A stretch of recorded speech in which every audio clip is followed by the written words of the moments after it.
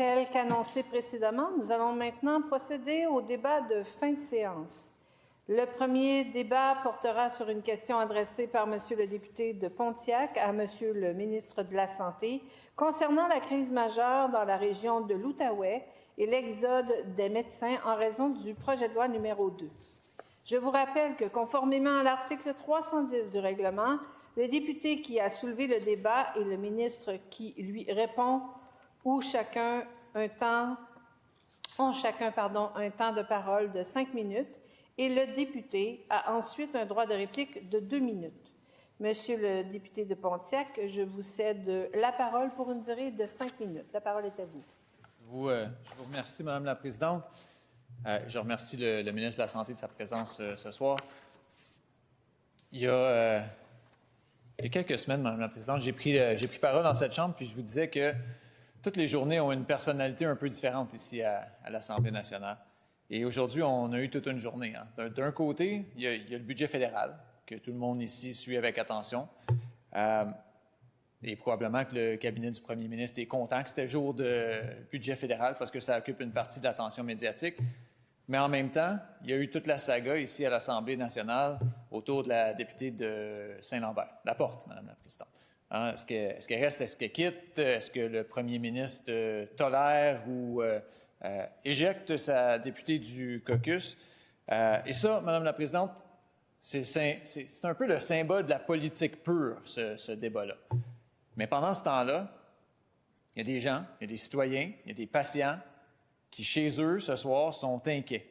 Ils se posent des questions. Ils sont fâchés même, je vous dirais. Ils sont frustrés de voir ce qui est en train de se passer dans le réseau régional de la santé en Outaouais. C'est vrai partout au Québec, mais je vous dirais que c'est d'autant plus vrai en Outaouais parce que c'est une région qui déjà, Madame la Présidente, était particulièrement fragilisée et qu'au cours des derniers jours, c'est mauvaise nouvelle, par-dessus mauvaise nouvelle, par-dessus mauvaise nouvelle.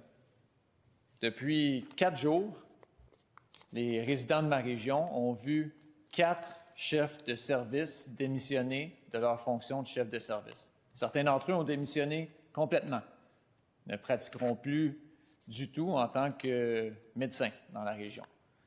Mais ils ont tous démissionné de leur poste de chef de service. Et ça a commencé par vendredi.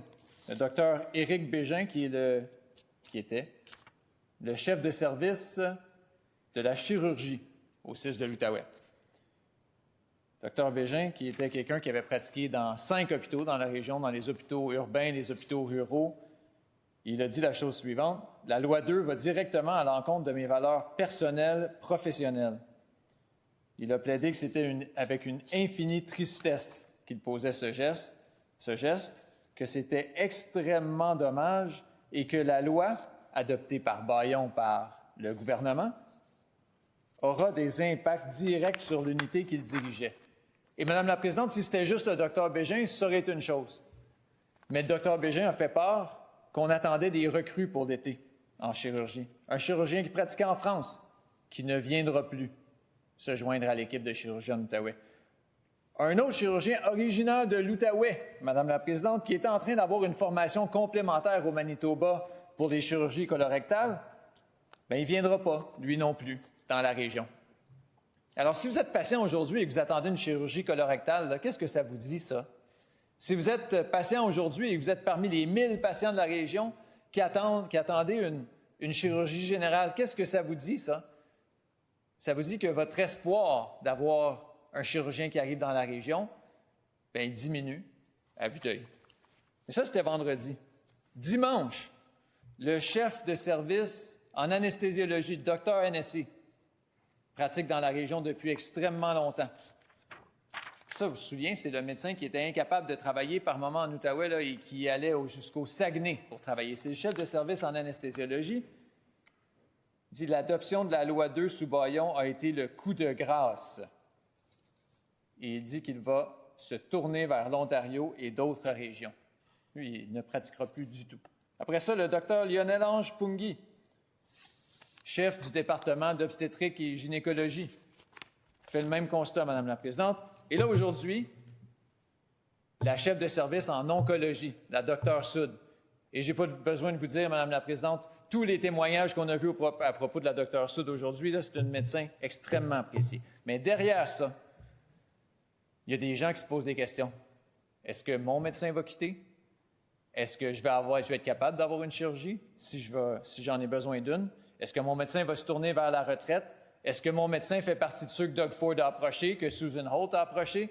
Est-ce que je vais continuer à poireauter sur la liste d'attente pour une chirurgie? Et je m'excuse, mais la réponse que le ministre de la Santé nous a donnée ce matin, elle était insatisfaisante. On ne peut pas dire, ces médecins-là, ils ne pratiquent pas, ils font juste arrêter l'administration. Ils sont essentiels au rouage du système de santé dans la région. Et là, ce qu'il a fait avec sa loi, c'est qu'il a foutu le chaos dans un système de santé qui était déjà précaire. Merci beaucoup, Monsieur le député. Maintenant, Monsieur le ministre, je vous cède la parole et vous rappelle que vous disposez d'un temps de parole, vous aussi, de 5 minutes. La parole est à vous. Oui, Madame la Présidente. Alors, je remercie beaucoup le député de Pontiac pour son invitation. Et je comprends très bien les commentaires qu'il fait. D'ailleurs, je pense que les démissions dont il parle, c'est une grande préoccupation pour moi. Et j'aimerais vous expliquer qu'au moment où on se parle, dans quelques minutes, il y aura un webinaire qui a été préparé par nos équipes du ministère pour bien expliquer exactement qu'est-ce que fait la loi.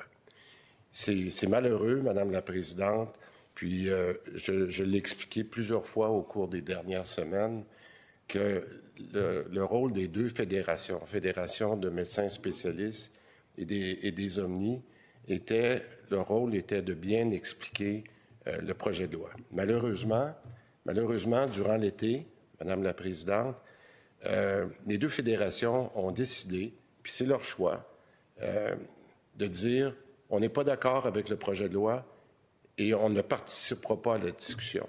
Si vous voulez qu'on se parle de renouvellement d'entente, il faut que vous excluiez toute discussion sur le projet de loi 106.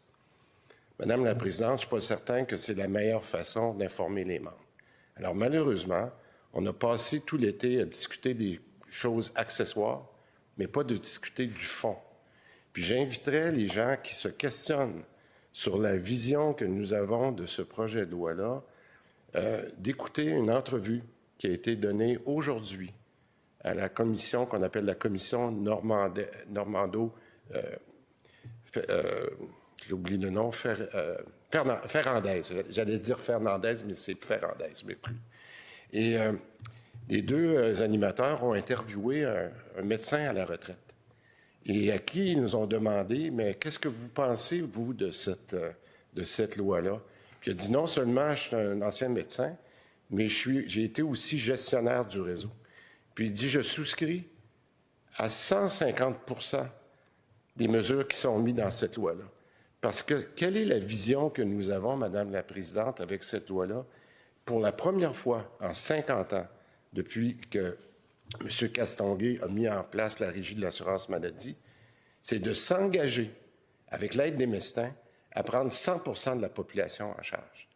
Puis je vous invite, Madame la Présidente, puis j'invite tous les Québécois qui nous écoutent ce soir à aller écouter cette entrevue-là de ce médecin-là aujourd'hui.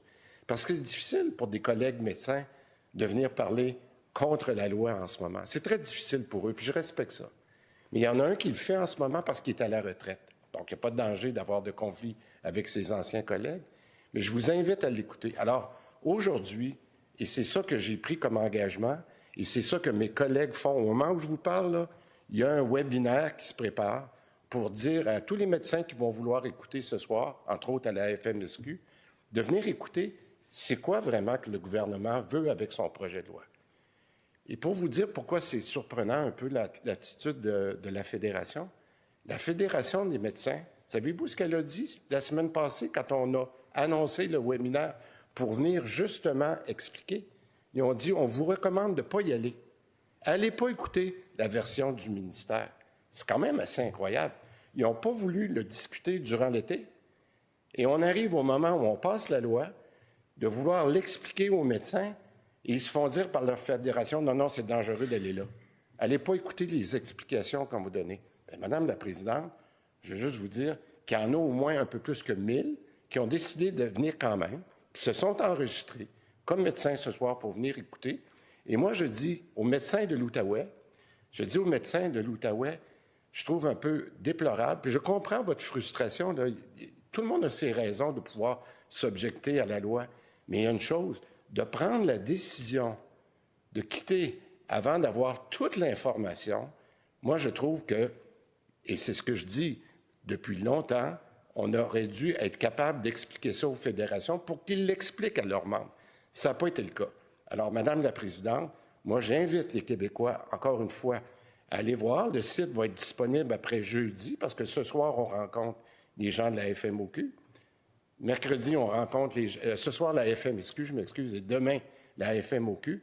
Et jeudi matin, on va publier le site Web et les Québécois, en plus des médecins, pourront aller voir le détail du projet de loi bien expliqué par les gens du ministère de la RAMQ et de Santé Québec. Merci beaucoup, Madame la Présidente.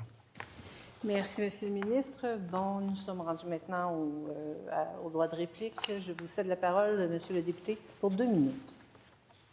Oui, merci, Madame la Présidente. D'abord, je suis surpris de la phrase initiale du ministre. Surpris pas parce que je le connais pas comme ça. Je le connais comme quelqu'un qui habituellement a une grande préoccupation par rapport à ces questions-là. Mais aujourd'hui, c'est pas ça qu'on a senti à la période des questions. Aujourd'hui, là, ce qu'on sentait, c'est qu'il tentait de minimiser la situation. Et là, j'écoute le ministre dans ses explications. Il nous dit, on a des webinaires pour expliquer la loi. Mais si on voulait prendre le temps de l'expliquer, que les gens la comprennent, que son propre caucus la comprenne, on aurait pu simplement procéder normalement puis pas l'adopter par bâillon. En l'adoptant par bâillon, on a étudié 12 articles des 200 quelques articles du projet de loi, Madame la Présidente. C'est ça que ça donne. Mais je lui soumets qu'il y a beaucoup de médecins qui l'ont lu, sa loi. Ils l'ont lu du début à la fin. Puis des fois, la seule chose avec laquelle on va être d'accord, c'est le titre du projet de loi, parce que le titre, bien souvent, ça cite des intentions. Mais le projet de loi, il ne fait pas ça. Le projet de loi, il rajoute de la bureaucratie, il met des amendes qui n'ont pas d'allure, il prend la responsabilité du gouvernement, puis il met ça sur les épaules des médecins, pas des médecins, des infirmières, des préposés, de tout le monde dans le réseau, là, juste d'un groupe de professionnels, puis il lui donne à peu près aucun moyen pour y arriver, aucun moyen supplémentaire. Alors, le ministre peut dire, on a passé l'été à parler des choses accessoires autour du projet de loi. Mais lui, il a passé l'été à dire aux médecins que c'était des paresseux. À dire aux médecins qui étaient en train de jouer au golf le vendredi. Voulez-vous bien me dire comment ça aide le débat, ça? Moi, je connais un médecin, là, parce que le ministre nous dit qu'il connaît un médecin. Je connais un médecin qui est extrêmement apprécié dans ma région, c'est le Dr O'Neill. Puis le Dr O'Neill, c'est un professeur à l'Université McGill, il est fellow du Collège des médecins de famille du Canada, et il dit essentiellement que forcer les médecins à travailler davantage, c'est pas ça qui va régler le problème, ça en prend davantage. Alors, j'encourage le ministre à aller dans cette avenue-là plutôt que la sienne. Merci, Monsieur le député.